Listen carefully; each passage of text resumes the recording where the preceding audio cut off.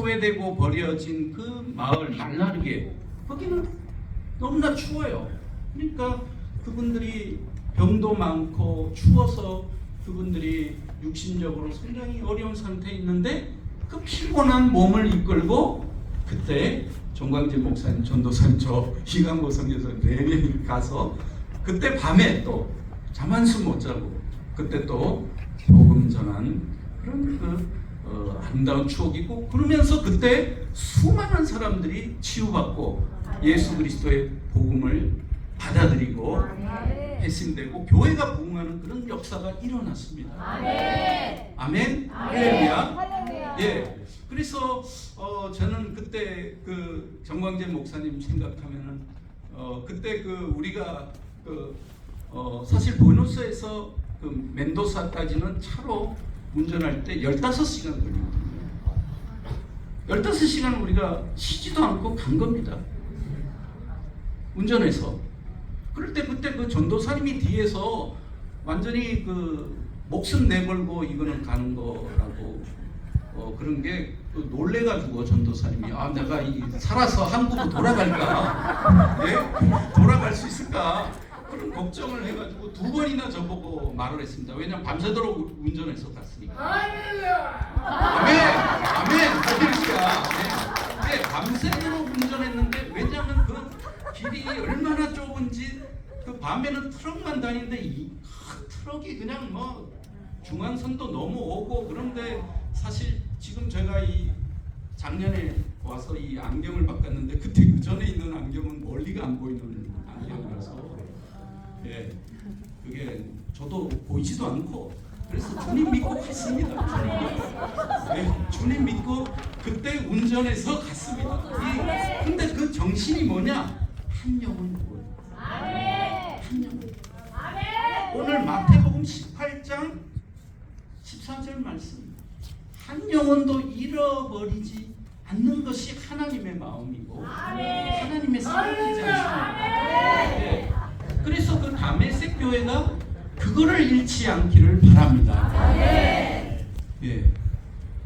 근데 제가 그 다메섹 교회 위해서 기도하고 정말 사랑의 그 헌금을 보내주시고, 그러면서 그때 그 2019년 그때 우리 멘도사 간 거 잊어버리지 않습니다.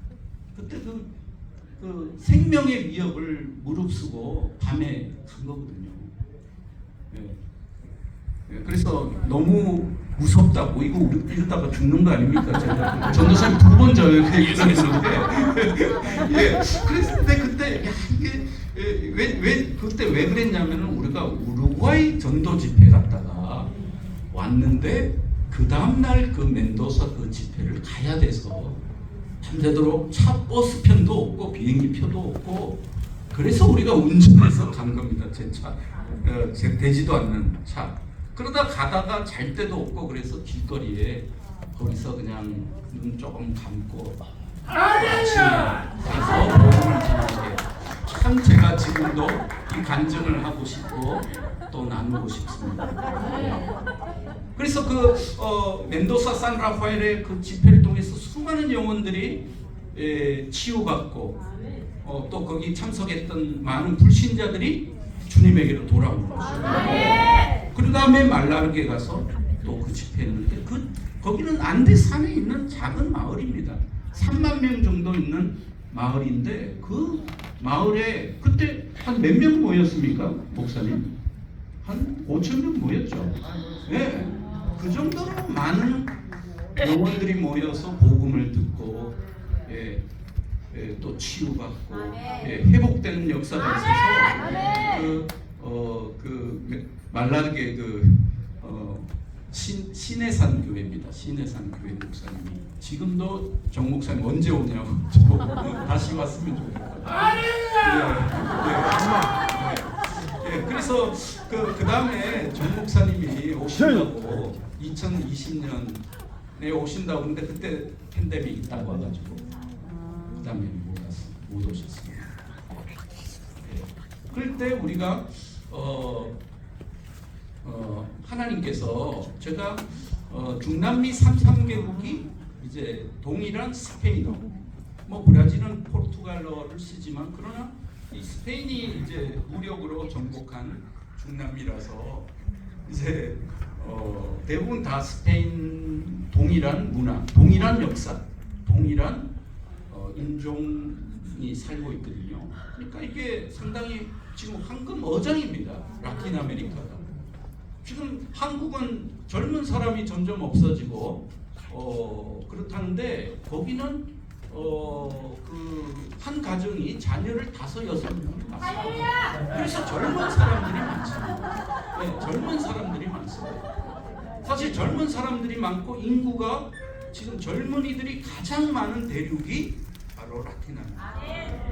근데 지금 이분들이 마음이 순수하고 이분들이 지금 카톨릭의 복음을 모르고 있다가 복음을 전하니까 받아들이니까 이분들이 뜨겁게 복음에 반응을 하고 있습니다.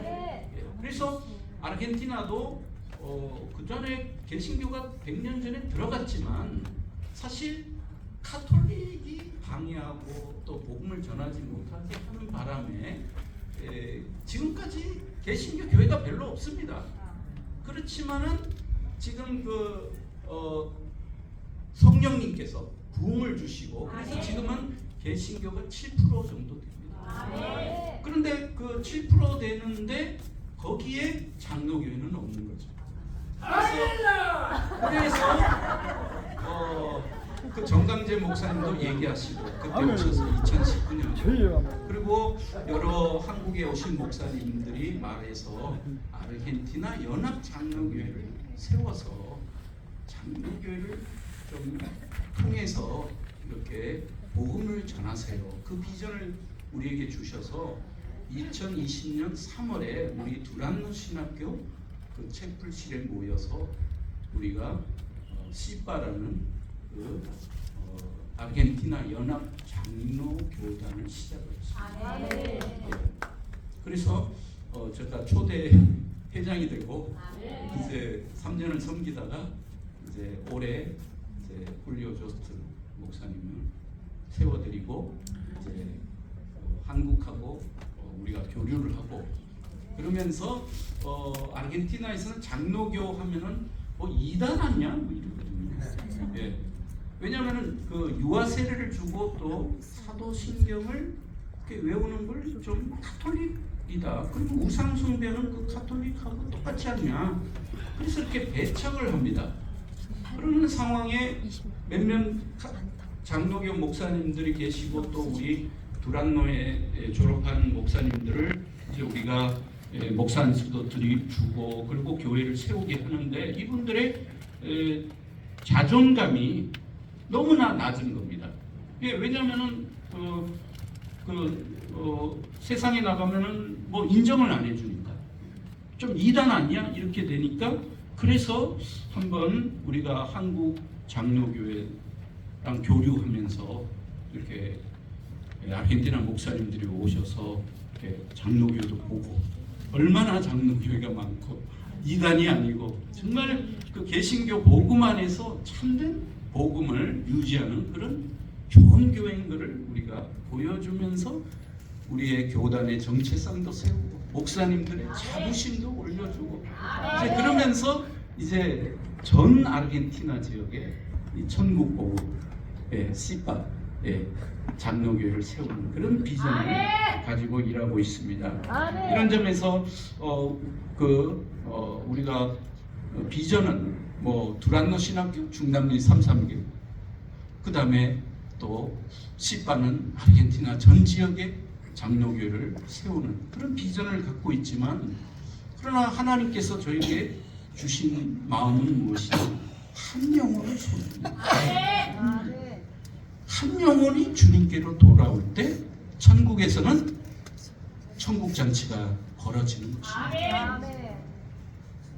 그래서 저도 그 전에는 제가 계속 교회 청빙을 받아서 목회를 했거든요. 제 그 주사역은 신학교 사역이고 가르치고 강의하고 또 책이 한국 분들이 책 번역하면 제가 책 번역하고 그랬는데 이 씨바를 하다 보니까 교회를 많이 개척해야 되잖아요. 그러니까 제가 교회를 생명의 말씀 교회를 작년에 제가 개척을 했습니다. 그래 개척을 해서 라구나 923번지에 개척을 하고 교회를 세웠는데 그때 이 한 영혼이 이렇게 중요하고 주님께서 한 영혼을 이렇게 사랑하시는구나. 제가 그 마음을 주님의 마음을 깨달았습니다. 그래서 다메섹 교회도 물론 우리가 열방을 품고 기도하지만 그러나 한 영혼을 품고 기도하시는 교회가 되시길 바랍니다. 그래서 선교란 무엇이냐? 바로 이 그 장벽을 넘는 거 아닙니까? 그걸 보고 바레라라고 부릅니다. 바레라가 뭐냐? 한계를 뛰어넘는 거죠. 예수 믿지 않는 영혼이 예수 믿게 하는 게 선교죠. 복음 접하는 거죠. 예수님을 모르는 민족이 예수님을 믿도록 하는 것이 선교죠. 교회가 없는 곳에 교회를 세우는 것이 선교죠. 근데 그때 가장 중요한 게 뭐냐? 한 영혼이라는 것입니다. 그래서 예수님께서 요한복음 3장 16절에도 하나님이 세상을 이처럼 사랑하신다고 말씀하셨는데 그 이처럼 사랑하신다. 그럼 우리가 전 세계 사람들이 많은데 전 세계 사람들을 사랑하시냐? 그 말도 되지만 그러나 하나님이 세상을 이처럼 사랑하신다. 그럴 때 그 이처럼이 한 영혼을 위해서 예수님이 십자가에서 목숨 바쳐 모든 피와 쌀을 찢어서 그 한 영혼 구원하기 위해서 예수님이